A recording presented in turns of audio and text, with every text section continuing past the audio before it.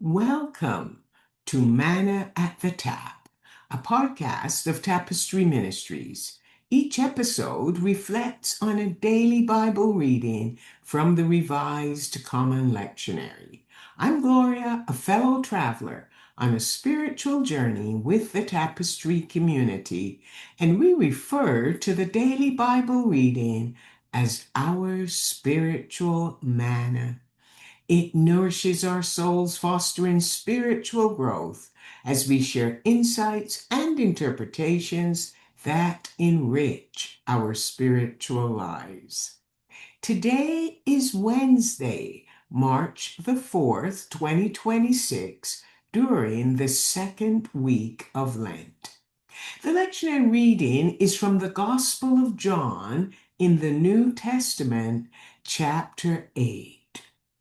It has been a difficult time for Jesus. His brothers did not believe in his ministry, and the Jews were divided over Jesus' claim to be the Messiah.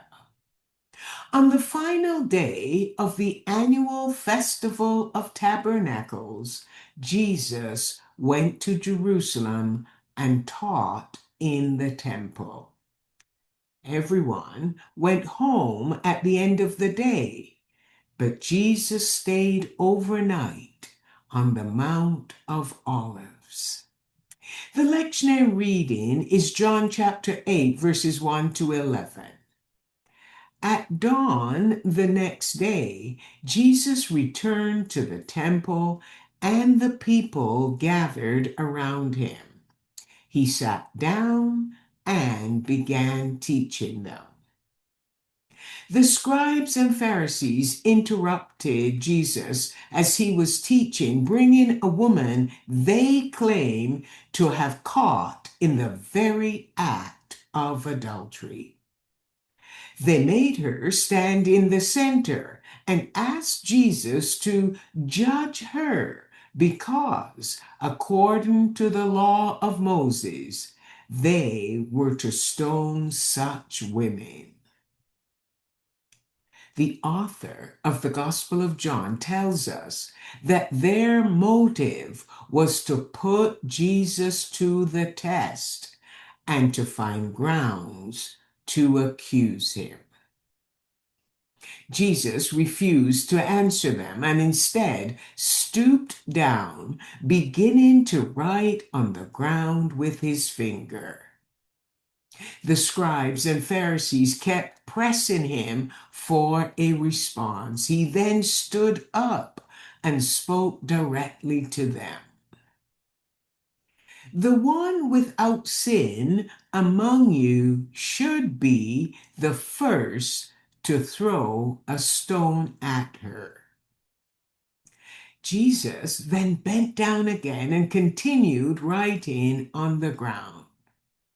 But when they heard his reply, recognizing they had failed to trap him, they all left, betrayed by their own sinfulness. When Jesus stood up for the second time, he asked the woman, "Has no one condemned you?" She responded, "No one, Lord." Jesus told her she was free to go and from now on not to sin anymore. Jesus is not concerned with condemning or condoning us for sin based on others' opinions. Instead, he offered this unnamed woman his grace and mercy, along with an invitation to start a new life. And he offers us the same grace and mercy if we are willing to acknowledge our own sin for ourselves. He will forgive and cleanse us and will give us the chance to start a new life.